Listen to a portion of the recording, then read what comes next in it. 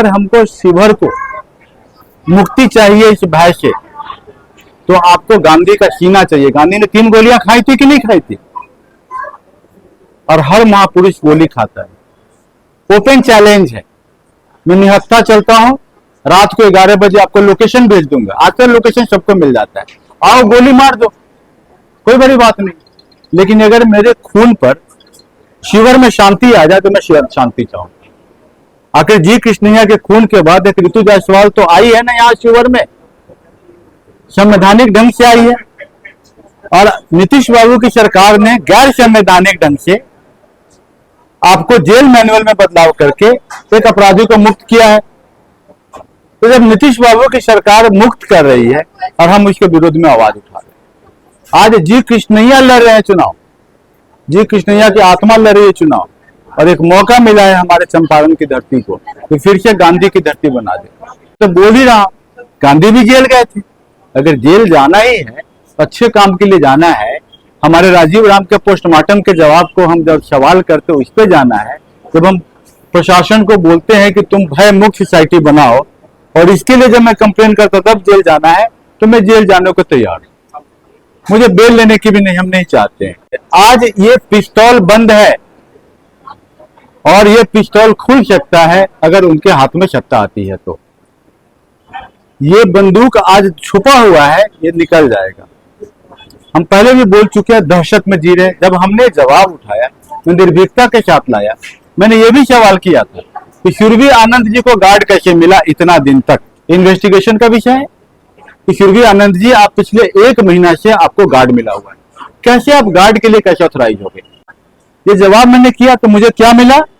मुझे मिला सेक्शन 188। और आपने क्या बताया लोगों को? जब पत्रकार पूछने जाता है, बोलता आचार संहिता का उल्लंघन हुआ है। आचार संहिता का उल्लंघन इसलिए नहीं है क्योंकि मेरे पास परमिशन है आचार संहिता में माइक लगा के बात करने का। लेकिन आपने धारा कौन सी लगाई है? सेक्शन 188। सेक्शन 188 मतलब मेरा बेल नहीं होगा। देखिए, आज हम बहुत संवेदनशील मुद्दा पर बात करने आए। मुद्दा यह है कि जब मैंने हॉस्पिटल का घेराव किया है या आंदोलन किया है, जो भी हम पर चार्ज लगाए जा रहे हैं, आखिर पर्पस क्या था? राजीव राम नाम का एक लड़का था जिसकी मृत्यु हो गई थी रोड एक्सीडेंट में। पोस्टमार्टम के लिए बॉडी को ऐसे ही रख दिया गया था। हम लोग सुबह पहुंचे तो बोला कि भाई इसको फ्रीजर में डालिए, तो 4 घंटा बाद फ्रीजर में डाला गया।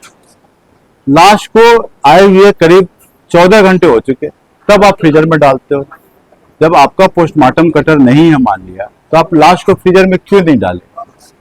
हमारे बोलने के बाद क्यों डाले? इससे पहले भी आपने 22 घंटे में पोस्टमार्टम किया है। आप 6-6 घंटा बाद वहां से सीतामढ़ी से कोई पोस्टमार्टम कटर आता है, तब पोस्टमार्टम होता है। तो ऐसी अवस्था में मैं ये अपील कर रहा था कि भाई हमारे लाश के साथ, मृत्यु के उपरांत जो मेरा लाश हो, उसके साथ तो सम्मान पूर्वक बात करो, सम्मान पूर्वक इसके आदर करो, क्योंकि भारत के संविधान में डिग्निटी टू लाइफ है, आर्टिकल 21 ये बोलता है। और हमारे परंपरा में भी है कि लाश जो शव के साथ हम लोग कफन ओढ़ाते हैं, फूल माला चढ़ाते हैं, धूप बत्ती दिखाते हैं, उसके सभी रिचुअल के साथ डालते हैं। और वहां पर आप ऐसे पोस्टमार्टम के टाइम में बॉडी को रख देते हो तो खराब लग रहा था। तो हमने बार बार पॉइंट रखा कि आप उसको डीप फ्रीजर में रख दे, जो सरकारी व्यवस्था है। फिर हमारा दूसरा मांग था कि पोस्टमार्टम कटर की बहाली करो। 1 महीना से बोल रहा था कि रागिनी और गुड़िया का जो है पोस्टमार्टम रिपोर्ट 1 महीना बाद मिलता है, तो हम इस बात को बार बार बोल रहे थे। फिर एक और लड़का था सोमनाथ ठाकुर, बंशी पचरा पुल पे मरा था, उसका भी आपने अनुदान राशि नहीं दिया। तो हमारी 3 मांगे थी कि लाश के साथ सम्मान पूर्वक व्यवहार, पोस्टमार्टम कटर की अपॉइंटमेंट और अनुदान राशि का भुगतान। प्रशासन आई, दबाव में भुगतान कर दिया। भाई आप ये बताइए, जब आप दबाव में कर रहे तो पहले क्यों नहीं किया? यही सवाल जब हम उठाए तो सीओ महोदय आए, सरकारी अधिकारी बोलते हैं कि आपको जेल जाने की हसरत है। मैंने उनको बताया कि भाई हमारे पास परमिशन है नुक्कड़ सभा करने का, लेकिन आज के नुक्कड़ सभा का विषय बदला हुआ है। 17 तारीख से 23 तारीख तक मेरे पास परमिशन था। मैं परमिशन लेटर देख लीजिए आप, है उपलब्ध है। कि मैं नुक्कड़ सभा कर सकता हूँ, मैं माइक लगा सकता हूँ। उन्होंने बोला आपके जेल जाने की जो हसरत है हम पूरा कर देंगे। ये बात मीडिया के लोगों ने भी सुना, लोगों ने भी सुना। इसके बाद मैं आया, मैं मीडिया को बताया, मैं मीडिया को ये बता रहा था कि मैंने ऑब्जर्वर को बता दिया है कि यहाँ देखिए मैं चेहरा थोड़ा छुपा देने की कोशिश करता हूँ, एक चेहरा रहने दो, सुरभि आनंद जी। और यहाँ ये देखिए, आप इसको आप क्या देखेंगे, इसको जूम करके देख लीजिए, यहाँ पर है। मैं पेन अगर है तो पेन से मैं इसको मार्क भी कर दूं। ये आप देखिए यहाँ पर जो है ये क्या है, व्हाट इज दिस। कोई भी आदमी जूम करके देख सकता है कि है क्या। चलिए आप इसको बोलेंगे एक आदमी। फिर यहाँ देखिए दूसरा दिन का सीन है, ये क्या है, दूसरा दिन, फिर उस व्यक्ति का यही है, फिर यहाँ दिख रहा है। फिर आप और देखिए, और भी लोग हैं, एक लोग और कहीं दिखा था मुझे, इसके पास भी यही व्यवस्था दिखी थी। यहाँ देखिए, यहाँ क्या है।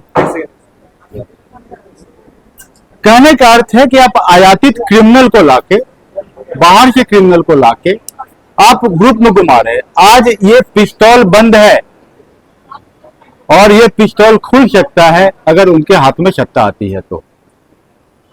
ये बंदूक आज छुपा हुआ है, ये निकल जाएगा। हम पहले भी बोल चुके हैं, दहशत में जी रहे। जब हमने जवाब उठाया, मैं निर्भीकता के साथ लाया।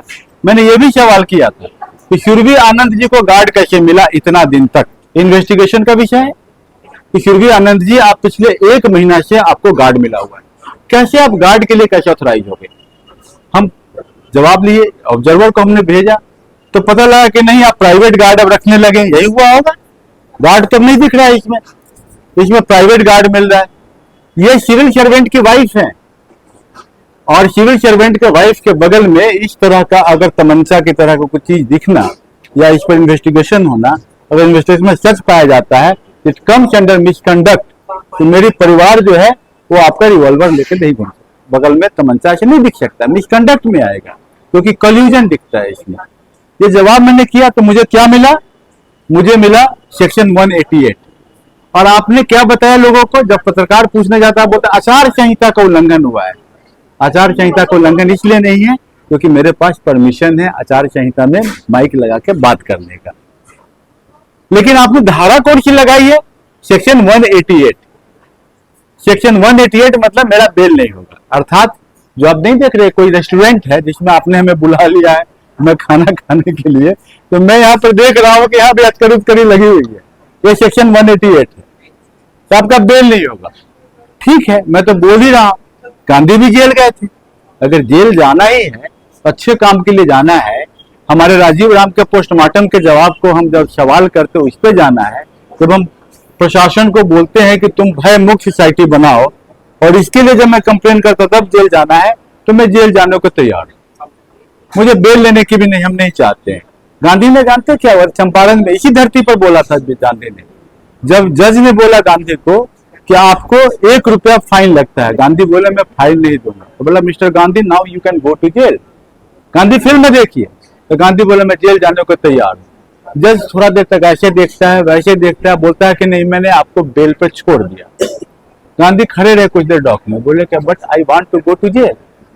ये तो हमारे देश का रहा है, फ्रीडम ऐसी तो रहा है। अगर हमको शिवर को मुक्ति चाहिए इस भय से, तो आपको गांधी का सीना चाहिए। गांधी ने 3 गोलियां खाई थी कि नहीं खाई थी, और हर महापुरुष गोली खाता है। ओपन चैलेंज है, मैं निहत्था चलता हूं, रात को 11 बजे आपको लोकेशन भेज दूंगा। आजकल लोकेशन सबको मिल जाता है, आओ गोली मार दो, कोई बड़ी बात नहीं। लेकिन अगर मेरे खून पर शिवर में शांति आ जाए तो मैं शांति चाहूंगा। आखिर जी कृष्णैया के खून के बाद एक ऋतु जायसवाल तो आई है ना यहाँ शिवर में, संवैधानिक ढंग से आई है। और नीतीश बाबू की सरकार ने गैर संवैधानिक ढंग से आपको जेल मैनुअल में बदलाव करके एक अपराधी को मुक्त किया है। तो जब नीतीश बाबू की सरकार मुक्त कर रही है और हम उसके विरोध में आवाज उठा रहे हैं, आज जी कृष्णैया लड़ रहे हैं चुनाव, जी कृष्णैया की आत्मा लड़ रही है चुनाव, और एक मौका मिला है हमारे चंपारण की धरती को कि फिर से गांधी की धरती बना दे, फिर से वही रास्ता हम दिखा दे। ये बागमती और गंडक का पानी जो है ना, और पवित्र नहीं होने देंगे।